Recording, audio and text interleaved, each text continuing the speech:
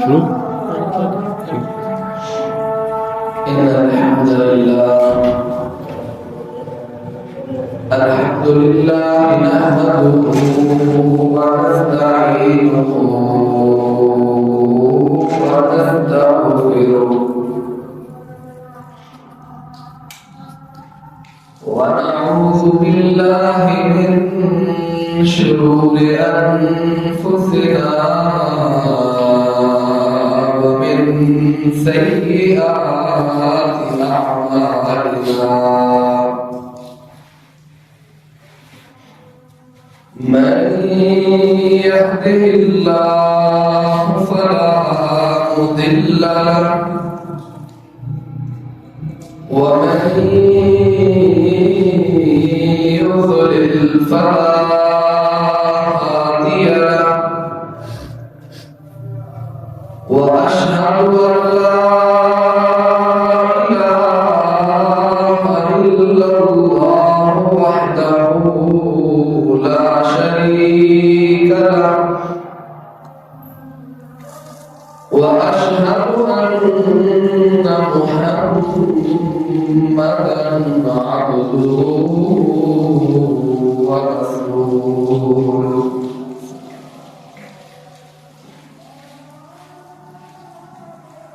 أما بعد فإن أحسن الكلام كلام الله وأحسن الهدي هدي محمد صلى الله عليه وسلم وشر الأمور محدثاتها فإن كل محدثة بدعة وكل بدعة ضلالة وكل ضلالة في النار يا أيها الذين آمنوا اتقوا الله حق تقاته ولا تموتن إلا وأنتم مسلمون يا أيها الناس اتقوا ربكم الذي خلقكم من نفس واحدة وخلق منها زوجها وبث منهما رجالا كثيرا ونساء واتقوا الله الذي تساءلون به والأرحام إن الله كان عليكم رقيبا يا أيها الذين آمنوا اتقوا الله وقولوا قولا سديدا يصلح لكم أعمالكم ويغفر لكم ذنوبكم ومن يطع الله ورسوله فقد فاز فوزا عظيما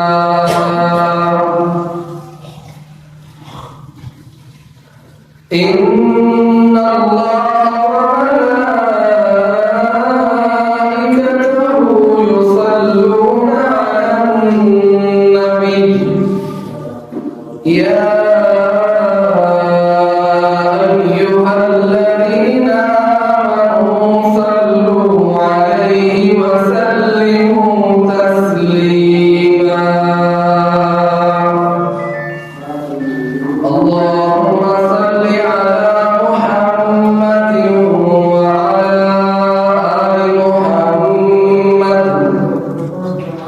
كما صليت على إبراهيم وعلى آل إبراهيم إنك حميد مجيد. اللهم بارك على محمد وعلى آل محمد كما باركت على إبراهيم وعلى آل إبراهيم إنك حميد مجيد. رب اشرح لي صدري ويسر لي أمري واحلل عقدة من لساني يفقهوا قولي واجعل لي وزيرا من أهلي. اللهم انفعنا بما علمتنا وعلمنا ما ينفعنا وزدنا علما. أعوذ بالله السميع العليم من الشيطان الرجيم من همزه ونفخه ونفثه.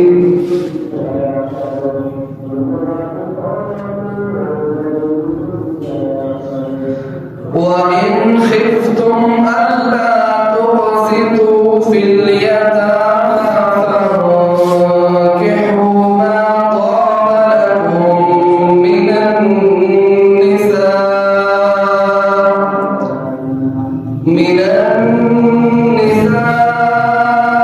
مثنى وثلاث ورباع فإن خفتم ألا تعدلوا فواحدة أو ما ملكت أيمانكم ذلك أدنى ألا تعولوا. وآتوا النساء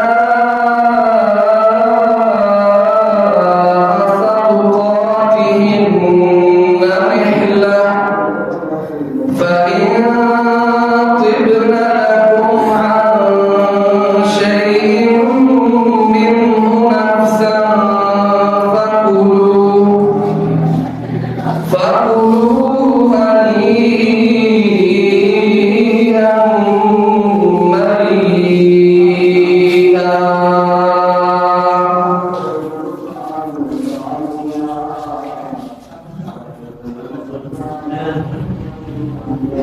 اللہ خالق کائنات خالق اقتصاد کی مختصر حمد و ثنا کے بعد درود و سلام ہوں آقا دو جہاں سرور دو مقام شفیع المذنبین رحمت للعالمین کل کائنات کے سردار میرے قرآن کے دلوں کی بہار جناب محمد صلی اللہ علیہ وآلہ وسلم کی عظیم ہستی پر گرامی قدر سامعین وقار، گزشتہ خطبہ جمعہ میں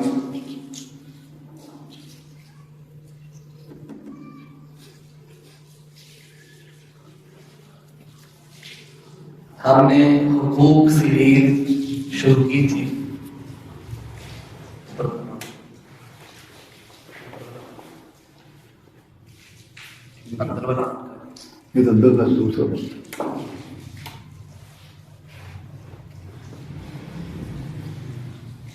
والدین کے حقوق،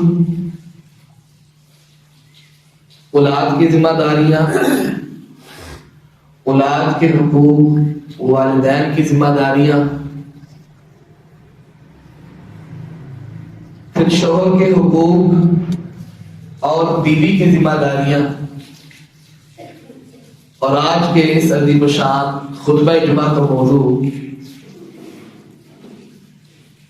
بیوی کے حقوق اور شوہر کی ذمہ داریاں ہیں۔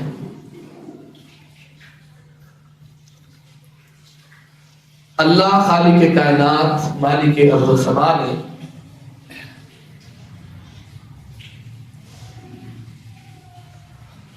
ہمارے اس معاشرے کی ترقی اور بہتری کے لیے ہم سب کو، ہر انسان کو تسبیح کے دانوں کی طرح حقوق و فرائض کی ڈوری میں پرویا ہے، جہاں پہ ہم اپنے حقوق کا مطالبہ کرتے ہیں وہاں پہ ہماری کچھ ذمہ داریاں بھی ہوتی ہیں۔ اکثر و بیشتر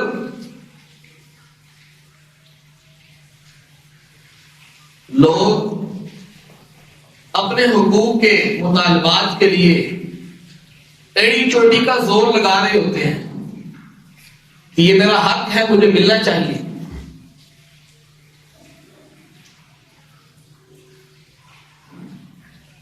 لیکن وہ اپنی بعض دفعہ بعض جگہوں پر وہ اپنی ذمہ داریوں سے ناآشنا ہوتے ہیں، ان کو پتہ ہی نہیں ہوتا کہ ہماری کچھ ذمہ داریاں بھی ہیں۔ ہمارے معاشرے کا ایک المیہ ہے کہ حقوق و فرائض ہمیں یاد ہی نہیں ہے۔ قرآن و سنت سے ایسی دوری اختیار کر لی ہے ہم نے، حقوق و فرائض ہمیں یاد نہیں ہے۔ اگر کسی کو یاد بھی ہو تو صرف اپنے حقوق یاد ہوتے ہیں، فرائض یاد نہیں ہوتے۔ اللہ من رحم ربی، کوئی خاص ہی اللہ کا بندہ ہے جس پہ اللہ کا خاص فضل و کرم ہے، اس کو اپنی ذمہ داریوں کا بھی پتہ ہو۔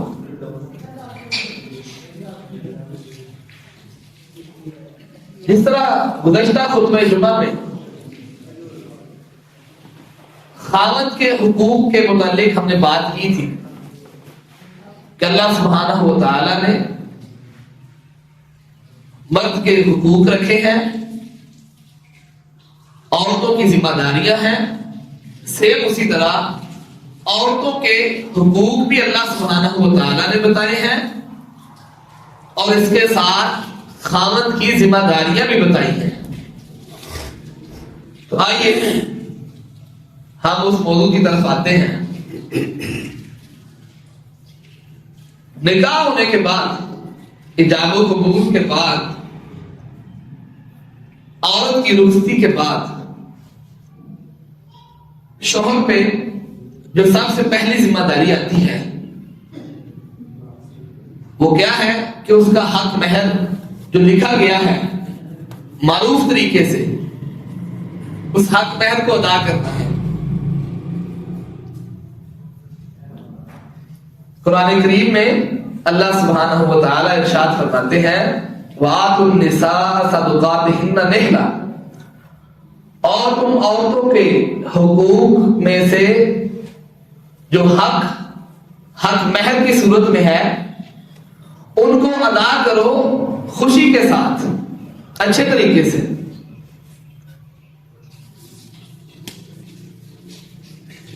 پہلی بات تو یہ ہے، یہ بات کہتے ہوئے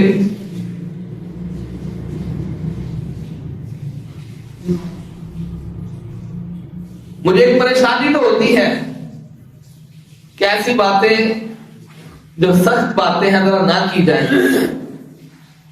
لیکن دوسری طرف جب ہم اپنے معاشرے کو دیکھتے ہیں تو دل خون کے آنسو ہوتا ہے۔ سارے کام اپنی مرضی والے کرتے ہیں۔ نکاح ہوتا ہے، شادی پہ جتنی رسومات ہیں اپنی مرضی سے کرتے ہیں۔ ہندوانہ کلچر شاید ہم ان سے بھی آگے بڑھ گئے ہیں۔ مہندیاں ہیں، پہلے لوگوں کا آ جانا ہے، اس میں طرح طرح کی خرافات ہیں، فحاشی ہے، عریانی ہے، مخلوط ماحول ہے، اور بڑی قباحتیں ہیں، بڑی قباحتیں ہیں۔ سارے کام صرف ایک نکاح والا جو سسٹم ہے نا، پتہ چلتا ہے کہ ایک نکاح ہے تو یہ کوئی مسلمان کی شادی ہے، جو خطبہ نکاح پڑھایا جاتا ہے یا دیا جاتا ہے اس سے پتہ چلتا ہے کہ یہ کسی مسلمان کی شادی ہے۔ ادروائز صورتحال یہ ہے، اگر وہ نکال دیا جائے پتہ ہی نہیں ہے کہ یہ کسی ہندو کی شادی ہے یا کسی مسلمان کی شادی ہے۔ صورتحال یہاں تک بگڑ کے آ چکی ہے۔ اللہ اکبر کبیرہ۔ اور جب مولوی صاحب آتے ہیں، ایجاب و قبول کرواتے ہیں، باری جب لکھنے کی آتی ہے کہ جی حق مہر کا کیا کرنا ہے، تو بڑی عجیب بات ہے۔ مراسیوں کو دینے کے لیے، تبلے اور باجوں گانے والوں کو دینے کے لیے لاکھوں روپیہ ہے، اسپیشل مووی والا آیا ہے، اس کو لاکھ روپیہ دے دیا ہے۔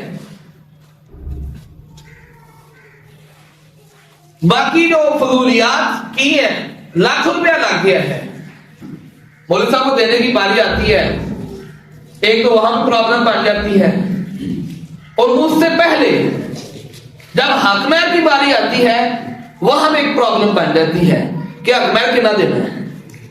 اس وقت پھر کہتے ہیں جی جو کوئی شرعی چالدہ پہ وہی کر لو، جو جائز مناسب ہے نا شرعی ہوتا ہے وہ کر لو۔ اور کسی زمانے میں 32 روپے بھی لکھا جاتا تھا۔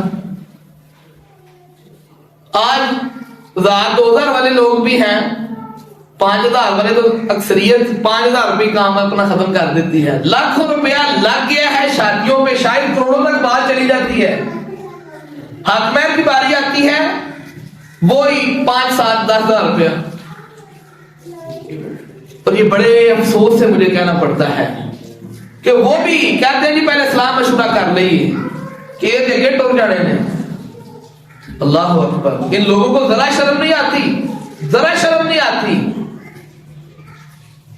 کہ جو باپ اپنے جگر کا ٹکڑا کاٹ کے دے رہا ہے، جو ماں اپنے رحم کا ٹکڑا کاٹ کے دے رہی ہے، صرف بچی کو نہیں دے رہی بلکہ اپنی ساری توانائیاں لگا کے اس کی شادی پہ 7 لاکھوں کا جہیز بھی دے رہے ہیں، اور اس کا مول کیا ڈالا جاتا ہے جی 5000 روپیہ۔ شرم آنی چاہیے، 5000 کہتے وہ بھی۔ اللہ سبحانہ و تعالیٰ فرماتے ہیں خوشی سے ادا کرو اور معروف طریقے سے ادا کرو۔ یہ معروف طریقہ کیا ہے؟ معروف طریقہ سمجھ لیں جی، جو لاکھوں کمانے والے ہیں وہ لاکھوں میں حق مہر دیں، جو کروڑوں کمانے والے ہیں کروڑوں میں دیں، جو کو ہزاروں والے ہیں پھر وہ 1000 میں دے دیں، اچھا لگتا ہے۔ کیوں؟ اصل سارے لال مل کے نا پٹھا گا لیا، چگا گا لیا، سارے تقریباً ہم سیم ہی ہیں اس معاملے میں، کوئی ایک بھی ایکشن نہیں لیتا۔ باپ کو یہ ہوتا ہے کہ میرے گھر میں مہمان آئے ہیں، میری بیٹی کو لینے کے لیے آئے ہیں، چلو اس کی تو مجبوری ہے کہ وہ خاموش بیچارہ ہو جاتا ہے، کیا کر سکتا ہے؟ وہ بات کرے گا تو باتیں سنے گا لوگوں کی، باپ بھی کہے تو جو مناسب ہوگا یہ کر لو۔ اور آگے آنے والے اللہ کی پناہ ہے، گڈیاں تے لمبی لمبی لائن لگی ہوتی، کیوں جی؟ لینڈ کروزر کی برات آئی ہے، نال اسپیشل گن مین آئے نے، آتش بازی کا سارا سامان ہوتا ہے، گڈیاں لمبی لمبی لائناں لگیاں ہوئی ہیں، بڑے بڑے بندے آئے ہوتے ہیں، پتہ چل جائے کہ کڑی لین نہیں آئے، قبضہ کتے لین آئے تھے۔ یہ میں افسوس سے کہہ رہا ہوں۔ اور حق مہر کی باری آتی ہے، سارے ایک دوسرے کی طرف دیکھ رہے ہوتے ہیں کہ دینا کتنا ہے۔ اللہ اکبر، یہ بڑے دکھ والی بات ہے۔ اور کئی شادیوں پہ جب ہم جاتے ہیں نکاح کے لیے، ساڑی تو سانو جو دیندے ہی دیندے نے، جڑا حق مہر جڑا اپنے گھر ہی رہ جانا ہے، اپنی بہو کو دینا ہے، اپنی بیٹی کو دینا ہے، اس پہ بھی آ کے لوگ پتہ نہیں کیسی سوچ بن گئی ہے۔ جبکہ اگر دیکھا جائے ہم سارے مسلمان ہیں، نبی اکرم صلی اللہ علیہ وسلم ہمارے آئیڈیل ہیں۔ نبی علیہ السلام نے اپنی بیویوں کو جو حق مہر دیا ہے نا، جو سونا دیا ہے، آج اگر ہم اس کی قیمت لگائیں نا، ایک ایک بیوی کو اللہ کے رسول جناب محمد رسول اللہ صلی اللہ علیہ وسلم نے لاکھوں کے حساب سے حق مہر دیا ہے، لاکھوں کے حساب سے۔ سونے کی آج قیمت نکالیں 40 اوقیہ، لاکھوں میں چلی جاتی ہے قیمت۔ ہم سارے شری کرتے پتہ ہی نہیں چلتا ہے کہ شری ہے کیڑا ہے۔ اللہ اکبر۔ اور پھر اگلا المیہ، ایک تو یہ بات کی جاتی ہے، دوسری بات جب حق مہر لکھا گیا ہے اور ساتھ کچھ تو ادھر ہی ادا کر دیتے ہیں، اور اکثریت یہ ہوتی ہے کہتے ہیں جی بعد میں کر لیں گے۔ اب ان کے لیے اللہ اس کے رسول نے کیا بتایا ہے؟ اگر اس چیز کو مان لیا گیا ہے کہ حق مہر اتنا ہے، حق مہر پہلی بات تو ہے کہ ہونا کتنا چاہیے، میں نے بتا دیا معروف طریقے سے۔ قرآن کریم میں اللہ سبحانہ و تعالیٰ فرماتے ہیں اگر تم سونے کا ڈھیر بھی دینا چاہو نا، خزانے کا ڈھیر بھی تم دے سکتے ہو، ڈھیر بھی دے سکتے ہو۔ پہلی ساڑی نیت ہوتی کل اگر نبھا نہ آیا تو پھر جتوں دواں گے، پریشانی بن جانی، پہلے ہاتھ ہونا کے رکھو۔ پہلے ہی سوچ یہ ہوتی ہے کہ پتہ نہیں نبھا ہونا کہ نہیں، تو بعد طلاقہ تو پھر آپ ہی ہونی ہے نا۔ اللہ اکبر۔ پھر اگر اللہ سبحانہ و تعالیٰ فرماتے ہیں ادھر ہو گیا ہے ٹھیک ہے، لیکن اگر معاملہ مؤخر ہے، بندے کہتے ہیں جی گھر جا کے دے دیں گے، دے دیتے ہیں۔ شوہر کو بیوی کے پاس آنے سے پہلے وہ جو بتایا ہوتا ہے حق مہر مقرر ہو چکا ہے، گواہوں کی موجودگی میں اس کو ادا کرنا ضروری ہے پہلے۔ اور اللہ سبحانہ و تعالیٰ نے آگے خود چھوٹی سی ہمارے لیے آسانی کی ہے، فرمایا فَإِن تِبْنَ لَكُمْ عَنْ شَيْءٍ مِّنْهُ نَفْسًا، پھر اگر وہ خوشی سے تمہیں دے دے کچھ بھی، اپنے دل سے کہہ دیا کہ ٹھیک ہے میں اتنا معاف کر دیتا، اگر بیوی کہتی ہے اپنی خوشی سے کہتی ہے کہ میں نے اتنا چھوڑ دیا یا میں معاف کر دیتا، پھر فرمایا فَكُلُوهُ هَنِيًّا مَرِيًّا، تو پھر تم اس کو کھاؤ، لیکن کیسا؟ ہنیّا مریا، رچتا بچتا حساب سے۔ یہ نہیں ہے کہ اب جو پیسے بچ گئے ہیں اب اڑا دیے جائیں، پھر بھی کہا گیا ہے کہ ایک حساب سے کھائیں تاکہ اس کو پھر بھی کسر نہ لگے۔ جو اپنے بھائی بہنوں کو چھوڑ کے آئی ہے، ماں باپ کو چھوڑ کے تمہارے پاس آ گئی ہے، اب یہ نہیں ہے کہ اس کے جو پیسے ہیں ان کو کھایا جائے جیسے مرضی۔ وہ پیسے حق مہر بیوی کا ہے، وہ مرد کو دے یا نہ دے، وہ نہیں کہہ سکتا کہ اتنے پیسے لے آتے میں کاروبار کرنا ہے۔ ہمارے یہاں یہ ہر دوسرے گھر کی یہ ڈیمانڈ ہے، بندہ کہ لے آگے جڑا حق مہر تینوں دیتا سی وہ واپس دے نا، وہ کڑے پائے نے، چھلے پائے نے، انگوٹھیاں پائی ہیں، گانی سیٹ پایا ہے، پہلے پا لیتے ہیں، بعد چوانے لے آؤ جی وہ فلانی چیز خریدنی ہے، لے آؤ بہو کا سیٹ ہی لے آؤ بیچ دو۔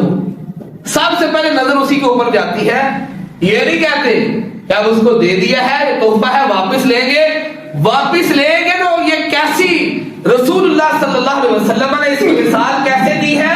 آپ نے فرمایا تحفہ دے کے جو بندہ واپس لے لیتا ہے، مطالبہ کرتا ہے کہ لے میری چیز میں واپس دے دے بھائی، یا کسی طریقے لیتا ہے، فرمایا وہ اس کتے کی طرح ہے جو کیا کرتا ہے الٹی کرتا ہے پھر آپ ہی چٹ لیتا ہے۔ تو یہاں پہ پتہ چلتا ہے شریعت بھولی ہوئی ہے، شریعت کی دھجیاں اڑا دی ہیں اور سمجھنا بھی نہیں چاہتے، سارے پاس ایک طرف ہی چلے ہوئے ہیں۔ اللہ کرے آج کی یہ گفتگو ہم سب کے لیے فائدہ مند بن جائے، ہمارے گھروں کے لیے، ہماری بچیوں کے لیے، ہمارے بچوں کے لیے فائدہ مند بن جائے۔ دیکھو ہم سارے کے سارے ایک معاشرے کا حصہ ہیں، ہم سارے ملے ہیں تو معاشرہ بنا ہے، اس معاشرے کو چلانا بھی ہم نے ہے اور اپنی مرضی سے نہیں چلا سکتے۔ جس مالک نے کائنات کو بنایا ہے، خالق نے بنایا ہے، اس کی مرضی کے مطابق چلائیں گے تو یہ چیز چلے گی۔ اگر ہر کوئی اپنی مرضی سے چلانا چاہے گا گھروں کی بربادی اسی لیے ہوتی ہے۔ اور پہلی چیز کا حق مہر جو عورت کا مقرر ہو چکا ہے اس کو اس کا حق مہر دیا جائے، اور بعد میں اس سے کو مطالبہ نہ کیا جائے کہ لے آپ پڑھا دے اسی اور فلانی چیز خریدنی ہے، فلانی چیز خریدنی ہے، منڈے نے کاروبار کرنا ہے، منڈے نے باہر جانا ہے، ٹھیک ہے، یہ چیزیں نہیں ہونی چاہیے۔ دوسری چیز جو عورت کا حق ہے اور خاوند کی ذمہ داری ہے وہ ہے کفالت۔ نکاح کر لینا کافی نہیں ہے، نکاح کر لینا کافی نہیں ہے، نکاح کے بعد جو پوری ذمہ داری مرد کے اوپر عائد ہوتی ہے ان ذمہ داریوں کو نبھانا بھی ایک بہت بڑی چیز ہے۔ ان ذمہ داریوں سے آشنا رہنا چاہیے، پتہ ہونا چاہیے میرے بعد شادی کے بعد نکاح کے بعد یہ اصول اور یہ قوانین میرے اوپر لاگو ہوں گے اور یہ ذمہ داریاں ہیں میری۔ ہمارے بچوں کو پتہ ہونا چاہیے، میرے نوجوان بھائیوں آپ کو یہ پتہ ہونا چاہیے آپ کی ذمہ داریاں کیا ہیں۔ دوسری ذمہ داری مرد کی عورت کا جو حق ہے وہ ہے کفالت، نان و نفقہ۔ نبی اکرم صلی اللہ علیہ وسلم کے پاس ایک صحابی نے جب دریافت کیا نا یا رسول اللہ مجھے بتائیں عورت کے کیا حقوق ہیں، تو آپ نے کیا فرمایا؟ فَإِذَا طَعِمْتَ فَطْعِمْهَا، جو تو کھائے وہی اس کو کھلا۔ وَإِذَا لَبِسْتَ فَالْبِسْهَا، جو تو پہنے جس طرح کا تو پہنے، جتنی مہنگی چیز تو استعمال کرے اسی طرح کی اس کو پہنا۔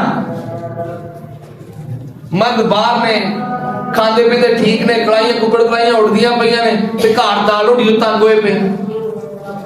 مرد کو یہ ہو کہ میں نے باہر چلے جانا ہے، باہر جا بھی بچے جانے بیوی جانے منو کی، یہ غیر ذمہ داری والی حرکت ہے۔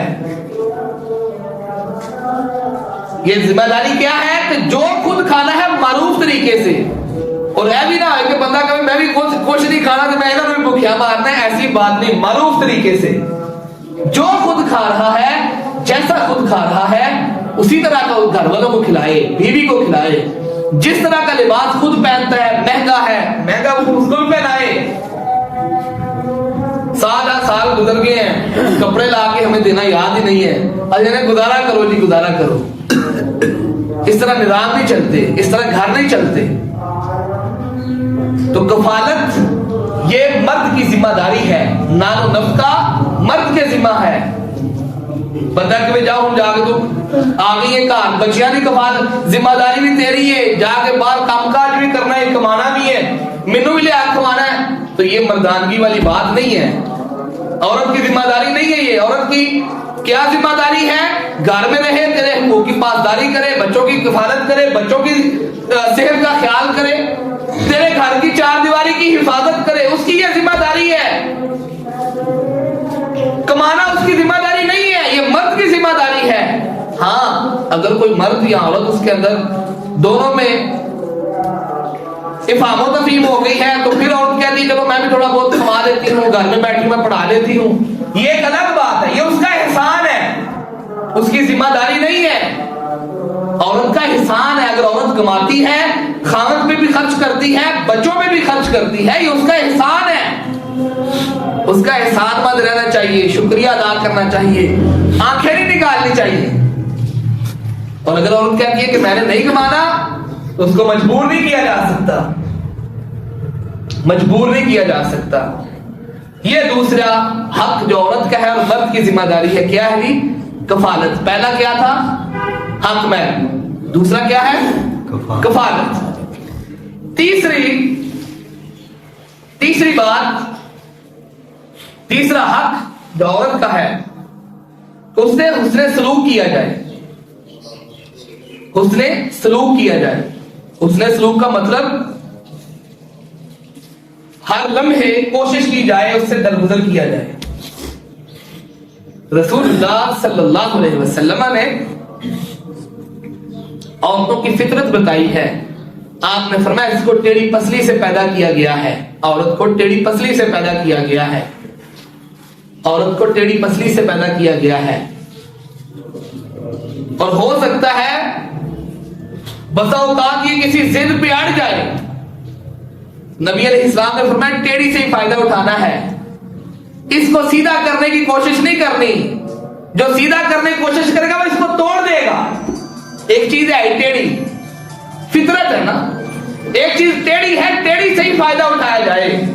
سیدھا کرنے کی کوشش کریں گے ٹوٹ جائے گی. نبی اکرم صلی اللہ علیہ وسلم نے حسن سلوک کا کہا ہے خاوند کو، مرد کو، کہ وہ گھر میں رہتی ہے، اس سے اونچ نیچ ہو سکتی ہے، کھانا کبھی لیٹ ہو سکتا ہے، مرچ زیادہ ہو سکتی ہے،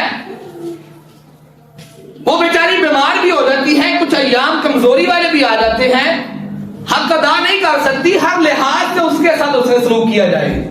وہ کبھی غصے میں آ جائے، کبھی غصے میں آ جائے، آنکھیں نہیں دکھانی چاہیے، آواز کو دبانا نہیں چاہیے، حسن سلوک درگزر کرنا چاہیے، درگزر کرنا چاہیے.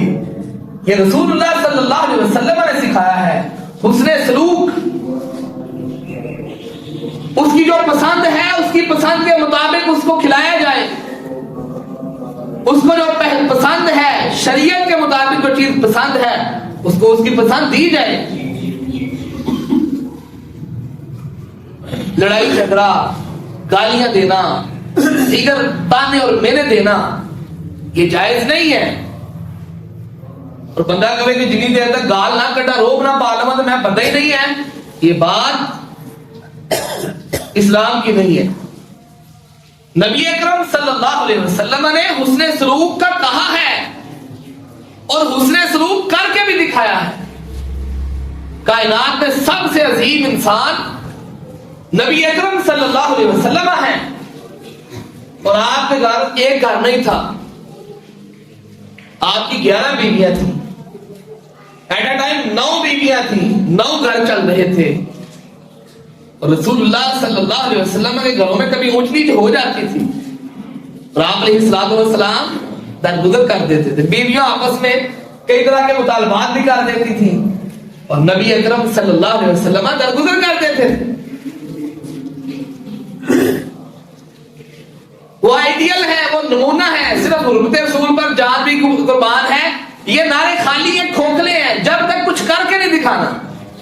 نبی علیہ السلام کی جب تک سیرت کو نہیں اپنانا، یہ فضول نعرے ہیں، پھر کھوکھلے نعرے ہیں، منافقانہ رویہ ہے یہ والا.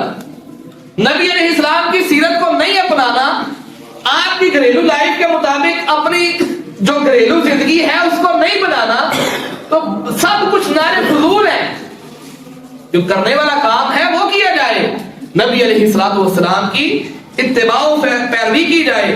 اور نبی اکرم صلی اللہ علیہ وسلم نے ایک روایت میں ارشاد فرمایا ہے، فرمایا اکمل المؤمنین ایمانا، مومنوں میں جو مکمل ایمان والا ہے، بہترین ایمان والا ہے، وہ شخص ہے احسنہم خلقا، جس کا اخلاق اچھا ہے.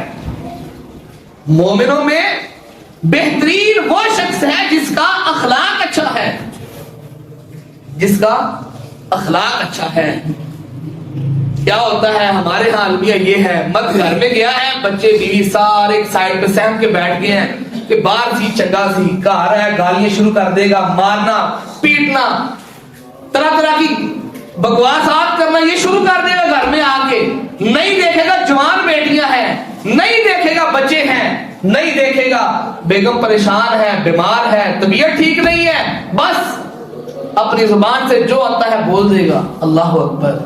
نبی علیہ السلام نے فرمایا ایسا شخص ناپسندیدہ ہے. بہترین شخص وہ ہے گھر میں جائے گھر والے سکون محسوس کریں، گھر میں جائے گھر والے خوشی محسوس کریں. بچے ہیں اپنے باپ کے ساتھ چمٹ جائے، بچیاں ہیں باپ کے ساتھ چمٹ جائے، بیوی ہے وہ اس انتظار میں بیٹھی رہے کب میرے سرتاج گھر میں آئے. بہترین ہے وہ شخص. اور اللہ کے حبیب جناب محمد صلی اللہ علیہ وسلم نے اسی حدیث میں فرمایا وَخَيْرُكُمْ خَيْرُكُمْ لِنِسَائِهِمْ، اور تم میں سے بہترین شخص وہ ہے جو اپنی گھر کی خواتین کے لیے بہترین ہے، اپنی بیویوں کے لیے بہترین ہے، اپنی بیویوں کے لیے جو بہترین ہے. اس طرح کی باتیں جب ہمارے معاشرے میں کچھ سسٹم اس طرح کا بن گیا، ہم نے خود بنا لیا ہے، بیوی کی خدمت شروع کر دے، والدین سمجھتے ہیں شاید بیوی نے تھلے لگ گیا. والدین کو بھی سمجھنا چاہیے ان کی زندگی اپنی ہے، ان کی زندگی انہوں نے اپنی گزار لی ہے یا وہ گزار رہے ہیں.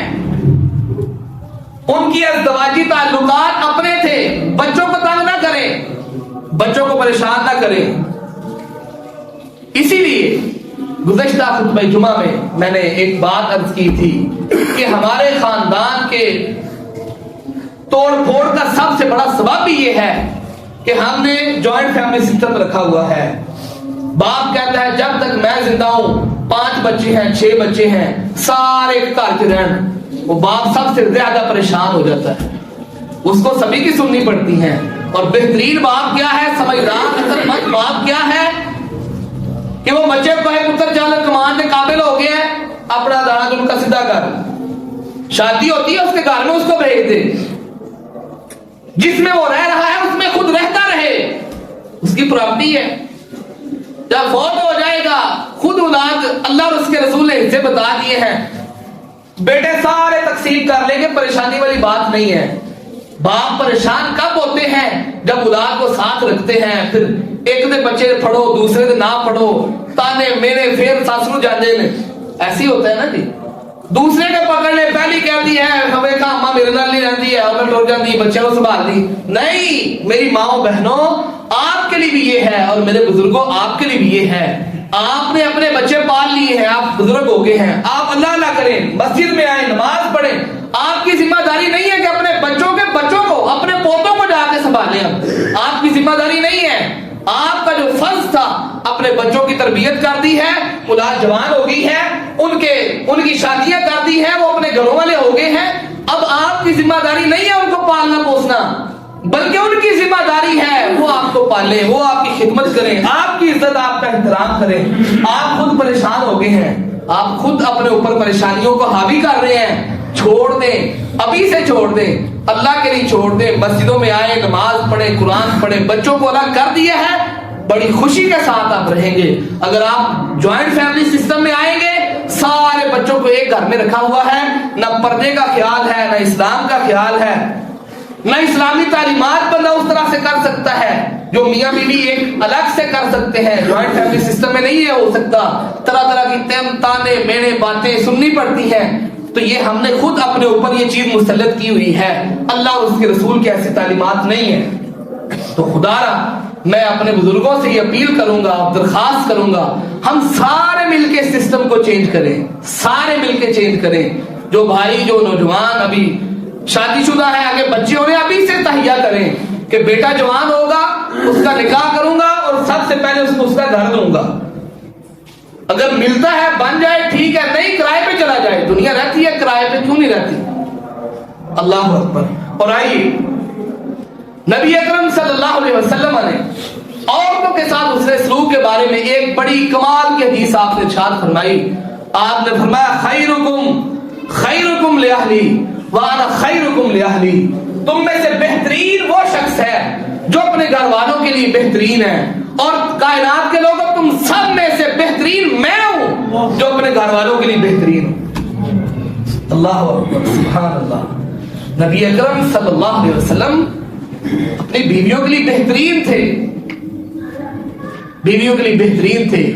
ایک نہیں تھی, 2 نہیں تھی, 3 نہیں, 4 نہیں, ایٹ اے ٹائم 9 بیویاں ہیں رسول اللہ صلی اللہ علیہ وسلم کی. اور آپ نے اسلام کتنے کمال انداز سے اپنے گھروں کو چلا رہے ہیں.